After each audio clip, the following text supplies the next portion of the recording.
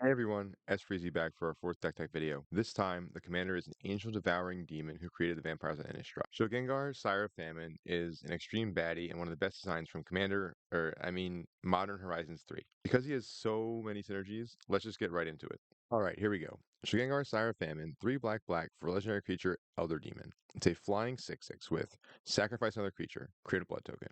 If you sacrifice an angel this way, create a number of blood tokens equal to its toughness instead. So naturally, our deck's going to be chock full of angels because we want to get the most blood tokens we can activate the second ability. 3 Orzhov Hybrid, sacrifice 6 blood tokens. Return each creature card from your graveyard to the battlefield with a finality counter on it. Those creatures are vampires in addition to the other types. This is kind of like a typal soup commander where you want to have a nice mix of angels and vampire synergies. And then separately, you want to have a lot of artifact stuff because you're already make so many artifacts when you're sacrificing things. You want to be able to make mana because you have that free mana activation cost. It needs to be colored mana, black or white. And then lastly, you want to be able to possibly remove those counters so you can keep the revolving door going. An important thing with the highly synergistic commanders like this is you want to note what you need to be the kind of glue of your deck.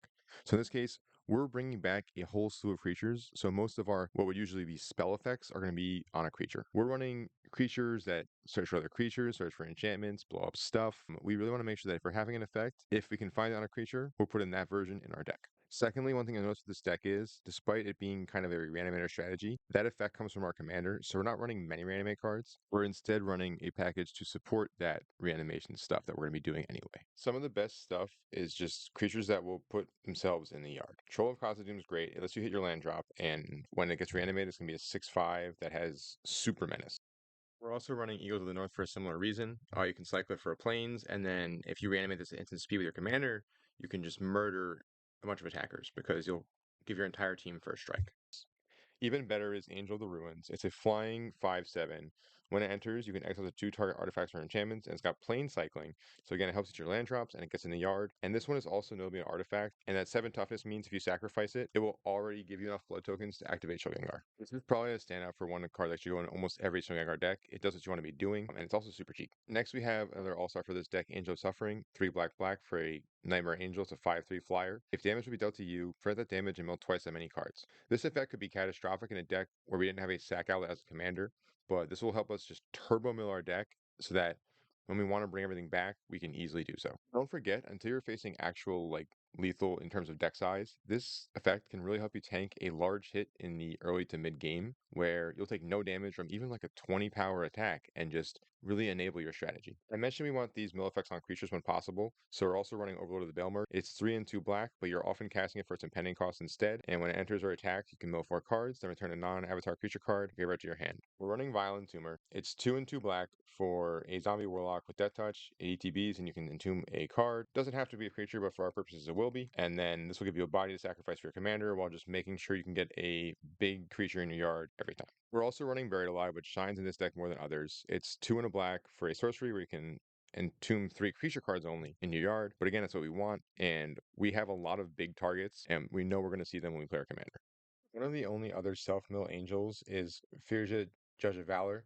2 white, black for flying lifing 2/4. The body's not super impressive, but whenever you cast your second spell each turn, you can look at your top 3 and choose 1 to go to hand, the rest go to the graveyard. This is a nice card to just kind of get value and also make sure you have the right cards in your hand and you mill the cards you don't need. Lastly, for this effect, we're running just straight up Entomb. It's the best card at what it does. I mentioned we're not running many spells for Reanimate. We're running exactly Reanimate, and that's the only one we're running. There is an argument you can run more for your deck. I just personally am not. I don't think it's needed. On the creature side, though, we have Bruna Fading Light. It's 5 and 2 white for a legendary creature, Angel Horror. It's a 5/7. When you cast it, you can return an angel or human from your graveyard to the battlefield. It will be an angel almost every time. And we're running the Bruna Gisela combo, so that's kind of nice if you can pull it off. Gisela, Voice of Nightmares, is a flying first strike vigilance lifelink legendary creature Eldrazi Angel. It's a 9/10. Your opponents can't cast spells with mana value 3 or less. This card, when it flips, will just lock some opponents out of the game. It's very hard to remove because most removal is cheap and efficient. And we want to be running both halves anyway, so the meld's kind of cool to be able to pull off, especially since we're going to be entombing it, so we're going to see these cards almost every game if we want them. Next, we have another all-star for this deck, Carmen Cruel Skymarcher. 5 mana total for 3 and 2 Orzhov. She's a flying 2/2 legendary creature, vampire soldier. Whenever a player sacrifices a permanent, put 1 counter on Carmen, and you gain 1 life. She hits for a ton on her own, but even more than that, whenever she attacks, you can return a permanent card, not just creature, with mana value less than or equal to her power from your graveyard to the battlefield. This is huge because we have a lot of high impact enchantments as well. Even if your commander is not out, she will make sure that you're getting value from your graveyard, and she hits like a truck. This card is a bomb. You should run in every Shilgengar deck. Since I mentioned that we have some powerful enchantments, let's dive right into those. We're running Grave Pact with the Sack Outlet as our commander. This just seems like an easy shoo-in. If it's too powerful for your playgroup, take it out, but this is definitely a power level 4 deck. This card will drastically slow your opponents down and make sure you can pull off some of your combos that you have, and just make sure you can get to like the mid to late game where this deck really shines. We're running Court of Grace, 2 and 2 white for an enchantment that enters and makes you the Monarch, so you can draw a card on end step, and then it will always make you at least a 1/1 Spirit token, but if you're the Monarch, it'll make you a 4/4 Angel instead, which can obviously help your commander make blood tokens and just give you nice bodies to add to the board. We also have one of my favorite cards from Duskmourn, the Room, Unholy Annex, and Ritual Chamber. We're mostly casting the Unholy Annex part, which is 2 and a black for a pseudo-upgraded Phyrexian Arena. This one triggers on end step, we draw a card. If we control a demon, maybe our commander, each opponent loses 2 life and you gain 2 life, otherwise you lose 2 life. The life loss is pretty trivial. This is just almost always better for Phyrexian Arena, but it gets better because the second half you can make that demon, so you're not losing that life, even though your commander. For 5 mana, you get a 6/6 flyer, which is a nice rate. We're also running another double duty room, Funeral Room / Awakening Hall.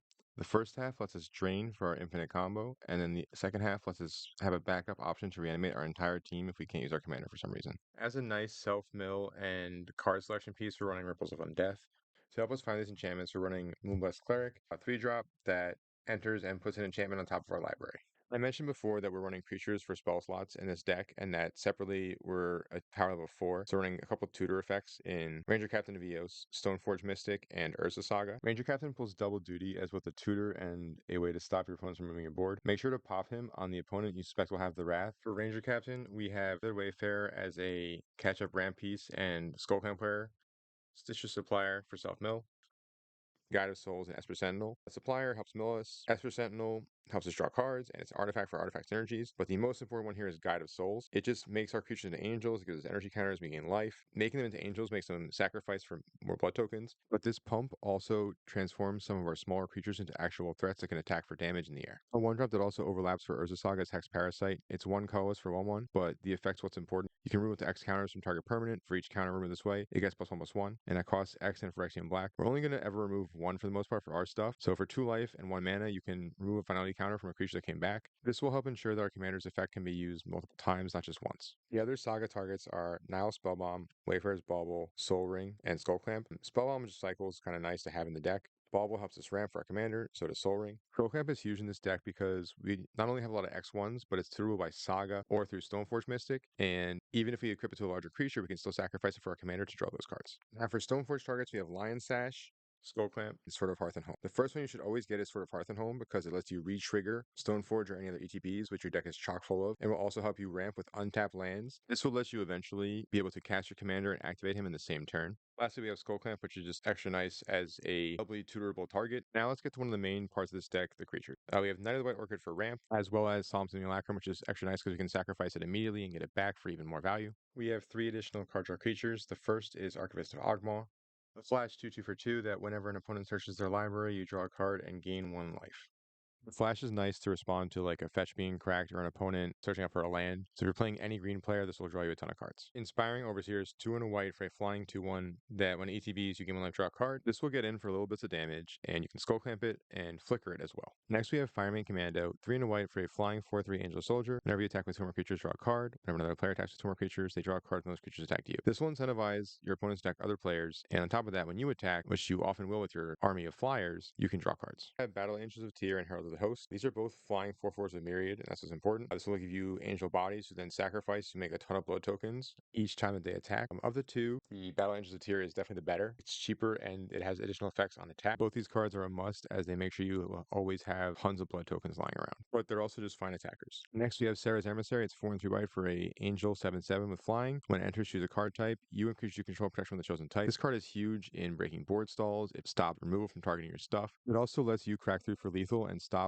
creatures from damaging you. 7 mana may seem prohibitive, but we don't want to cast this. We want to pay 3 mana to reanimate it. Another must for this deck is Thief of Blood. It's a 6-drop that's a 1/1, but it removes all counters from all permanents on entry and gains those +1/+1 counters. So if you have a big board, this will remove all their finality counters. It'll take all the counters from your opponent's stuff and make a giant flying vampire.